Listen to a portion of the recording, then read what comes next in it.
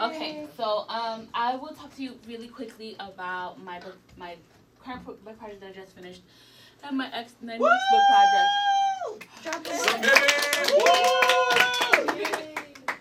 Excuse me, I'm very tired. Having to get up this morning for breakfast. Okay, so I'll just really quick about my first book project, Economics, Diasporas, Radical Mappings of Afro-Atlantic Literature. So part of the project is mapping Afro-Latinx work coming from Cuba, Puerto Rico, and Dominican Republic, written in diaspora in relationship to Spanish-speaking Africa, so Equatorial Guinea, and its diaspora in Spain. So the majority of literature coming from Equatorial Guinea is written in exile or diaspora in Spain, because there's currently a dictatorship there that has been ever since it was decolonized from Spain in 1968. And doing this project, it's both a mapping of the kind of literary imaginary and thinking about what it means to have Black Atlantic folks who are like former colonial subjects of Spain, who are writing in English and Spanish and Spanglish, having those folks in conversation with one another. What it means to have peripheralized, or what I argue is peripheralized, Afro-diasporic and Afro-Atlantic writers talking to one another, and when we put these folks in relation to one another, what do they tell us, or how can they expand what we know about decolonization, liberation, and what are the preoccupations that emerge in these kinds of conversations? So this is also particularly kind of an archipelagic turn, and I feel like I should show you some of these these other slides. So I'm thinking about the Caribbean as an archipelago. This is a really interesting map from this book called New York Nonstop Metropolis, which puts the islands of the Caribbean together with the islands of New York, because what we have in New York is a huge Caribbean population, and for example, we have like now more Puerto Ricans living in the diaspora than in Puerto Rico itself, and there's actually Dominicans are now the largest immigrant group in New York City. And so one of the things that we know about Latinx studies and Afro-diasporic studies, that oftentimes, particularly when we're talking about the Caribbean, New York in the United States becomes an extended part of the Caribbean imaginary. And so when I'm thinking about Equatorial Guinea, it's comprised of this tiny little continental swath. It's also comprised of 5 islands. And so in this way, thinking about and through the islands becomes a really important part of the project, especially because many of the authors are coming from the island rather than the continental swath. There's a few that come from there as well.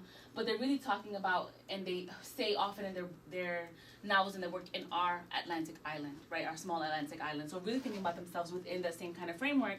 But I argue that because Equatorial Guinea is the only Spanish-speaking country in sub-Saharan Africa, it is often left out of discourses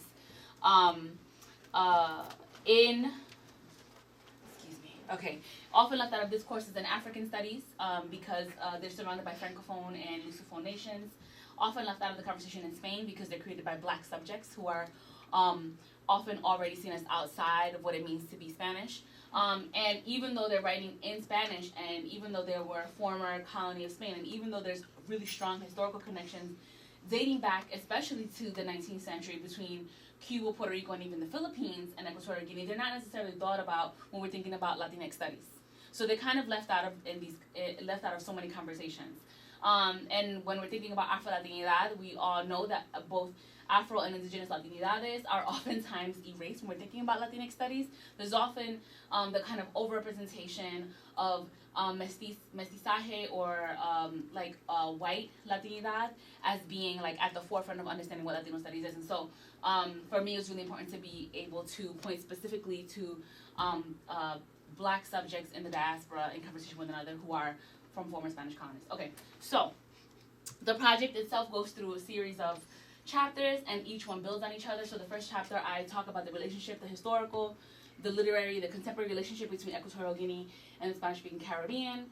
And I argue through thinking about decolonization, women of color feminism, and feminist philosophy, that the kinds of practice of relationality, which is a woman of color feminist practice and politic, becomes essential to thinking about and through the relationships between Black people in the world.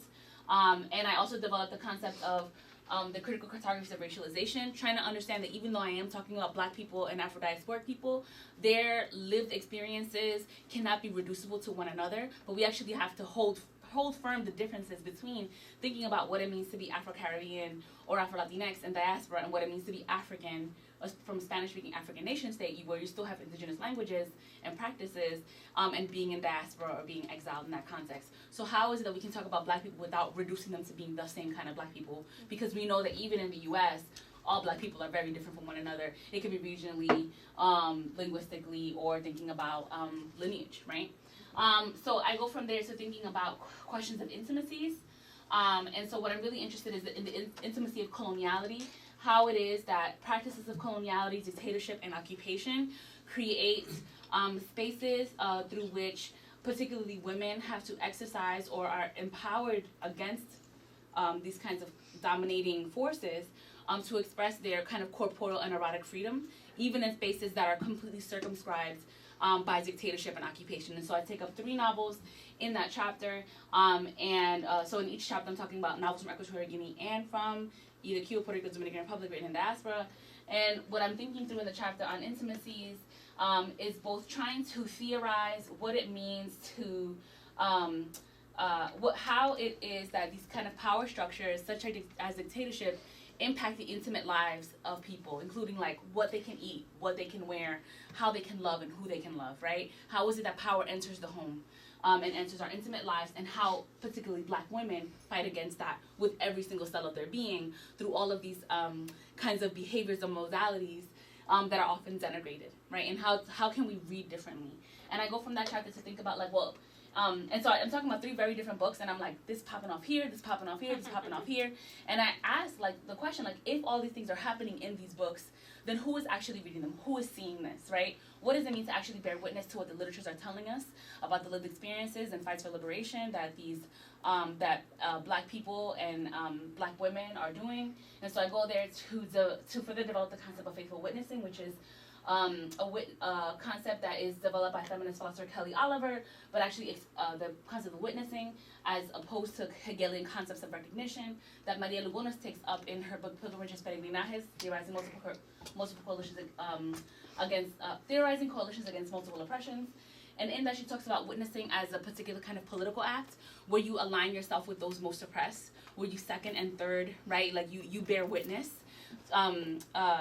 to their struggles and to their triumphs, right? And she talks about this as a very dangerous act. And so I argue that faithful witnessing is also an ethical act. It's a decolonial act. It's one that puts the viewer in danger, right? And it puts the witness also in danger. And that this is also a particular kind of reading practice when we read against the grain in these novels and we actually look for things that might be dismissed by other kinds of readers, right? We're kind of taught in graduate schools to be very skeptical. Do we believe, right? Like, is this a reliable narrator, right? So what it means to put that aside, especially when we're looking at these particular kinds of texts that are written with political insurgency, right? And are trying to put forth particular kinds of lived experiences, questions of witnessing. I argue that the first thing that we need to do if we are going to be faithful witnesses, we need to bear witness to destierro or dispossession. And for me, this is a concept that I'm offering to decolonial thought, where I'm thinking about the dispossession of Black and Indigenous people as being constitutive to colonial modernity, and that this is the very first thing that happens in the process of colonization. And I argue that destierro, this tearing away from the physical land, from land-based practices, and from your own people, is an ongoing practice, but this has also been resisted in ongoing ways through ritual practices and through other ways of going back to the land and privileging these connections to the land. And so I go through a series of novels that talk about these kinds of connections and being torn away from land and acts of resistance to it. And I also connect that to contemporary acts of attempting particular kinds of demanding of rights and placemaking, and thinking about like the Black Lives Matter movement, AIM, the Chicano movement, Young Lords, like Black Panthers, folks who are actually trying to have a particular kind of permanence in relationship to land and to other people despite this particular kinds of fracturing.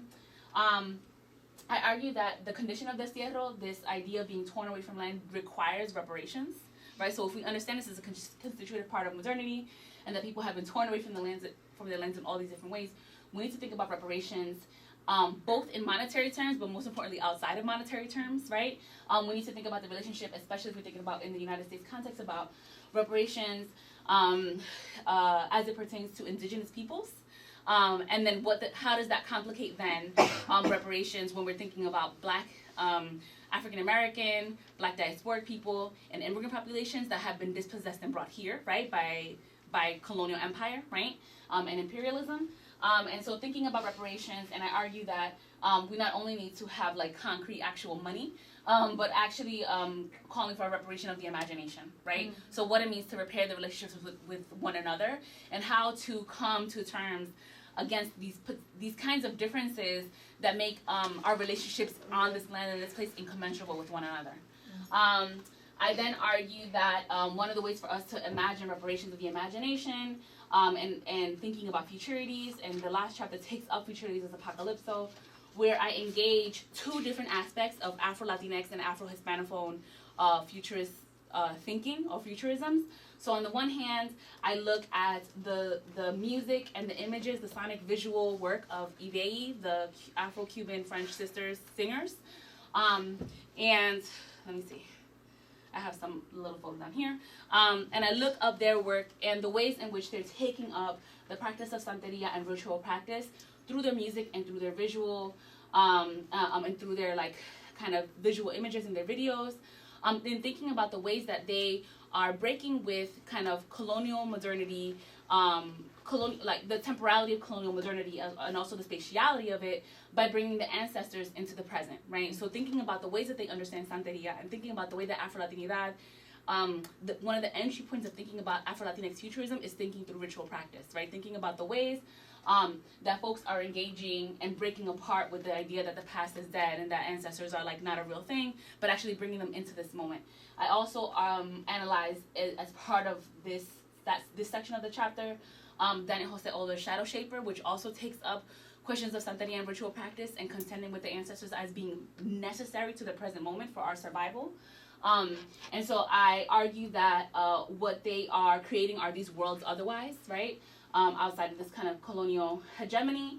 And then in the second part of that chapter, I analyze a novel by Juan Tomás Ávila Laurel, this author from Equatorial Guinea. It's like an apocalyptic novel where like the seas are dead, like it's years in the future, and really talking about the way in Equatorial Guinea, because Juan Tomás is from a particular kind of island, from one of the most farther away islands from the continent. The way that he imagines these kinds of apocalypse are not just like this future terrible thing that's going to happen, but they're things that have already happened to that place, and that he then expand that in this global context to say like the apocalypse is what is coming. The apocalypse is things like he uses these really funny like is it anagrams like Monsanto. And he's like, in this terrible company, Santo Ma is gonna come and like do X, Y, Z. And then I also look at Juno Diaz's short story Monstro, where he talks about the kind of like ends of the world that originates these like kind of giant cannibal monsters. This disease that comes out of nowhere, and it emerges in Haiti, right? And so we can think about what it means for the end of the world to emerge at the very point in which like Columbus gets to, right? Colonial modernity begins on this island, and it is actually the place in which this is all going to end. And the only person that can save anyone throughout this entire chapter across these 4 different genres of stuff are Black women, right? They actually are the linchpin to like saving anyone and everyone and every single one of them. And so for me, I think I imagine and I consider the ways that Ibei center women in Santeria practice. And thinking about the ways that they center these kinds of elegies that are usually reserved for male practitioners, and they bring women and girls into the center of that. I think about the way in Shadow Shaper, the protagonist and the most powerful Shadow Shaper is this young Afro-Puerto Rican girl. In Pangarilene, it is a young girl who has is able to manipulate this machine that can tell her the history that she needs to know, right, for her to better understand like how she got to this dystopia and how to change it. And then in Monstro, which is now an forever unfinished novel, it is this young girl Isis who is supposed to come down, and she's the only one that has the kind of ability to save everyone from this disease and these like giant cannibals, right? So this is like a short thing. I end the book with thinking about the sea and the way that the sea emerges, and analyzing both, thinking about this kind of Caribbean Atlantic expanse, but also expanding towards the Mediterranean. So thinking about the poetry of Aristide Germain, and also obviously the image of, let me see, Maria Magdalena Campos Pons, an image called De las Dos Aguas. She's an Afro-Cuban visual artist, and thinking about, this is kind of this image of her with these 2 ships And these bags, each one of these bags that are coming in her, that are out of her hand and coming out of her hair, the little sticker says, "This is not art." And so thinking about the transportation of either orishas or men or whatever, right, across the sea, and thinking about these kinds of connections and what it means to engage these other forms of Afro-Atlantic lived experiences and poetics. So that's really quick. And then, how much time do I have? I'm done? My next project is just about the archive. It's just about the archive, and it's about film photography of Black Puerto Ricans in the diaspora, looking at colonial archives, going to film in the 1980s and 90s, and looking at the photography of Black Puerto Ricans in relationships to African Americans. So one of the things that I realized when I was going into the archive looking for Black Puerto Ricans was that I can't really tell who is a Black Puerto Rican, right? And who is just like African American or Jamaican or whatever else, right? But this is archives of Puerto Rican life by photographer Frank Espada, who got this huge NEH grant in the 1970s and 80s and went all over the United States and Hawaii and then going to Guam also to take photos of Puerto Ricans, and is called The Puerto Rican Diaspora: Themes in the Survival of a People. And so I went to the archives to kind of find this, and this is like a very family-inflected work. So thinking about where Black people are disappeared from the actual archive and where they reappear. And for me, they reappear in photographs, film, and we're trying to complicate. This is the church from my father's hometown in Vega Baja, Puerto Rico, Nuestra Señora de Rosario, where they don't let me access any archives every time I go there. They're like, "No, we don't have that, Nena." No. And I'm like, "You're a liar." Okay. That's